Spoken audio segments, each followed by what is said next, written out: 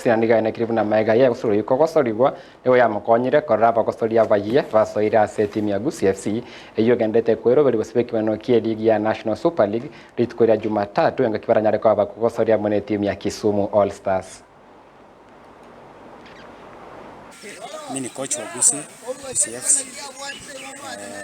Wana friend leo ya kuangalia vijana vile wako. Because our last game tulienda away tukalose.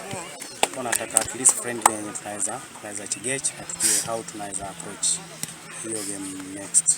Friendly imekuwa poa. Kwa nimesema ilikuwa ni friendly ya kuangalia new players mostly wenye tumerecruit this hii window. Kwa hii friendly ilikuwa ya maana sana kwetu, ndio tuangalie wachezaji wale wako tuone ni wangapi tunaweza commit, so tusaidie kwa hizo games zimebaki za second leg. So na kuhusu game ya away tulienda Mombasa, tulicheza poa.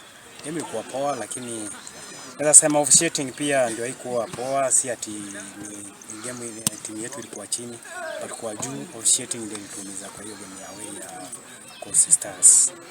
So kwa preparation now we are preparing game ya next over the weekend against Kisumu All Stars, game yetu ya mwisho ya first leg, so that ndio tuangalie game ya second leg.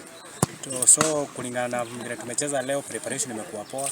Tukiangalia vile watu wamejituma, game leo tumeshinda 2-0. So naona vijana wako ready kwa hiyo game ya next ya Kisumu All Stars on Monday.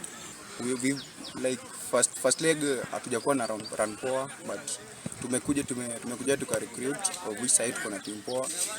Tunaenda kuangana second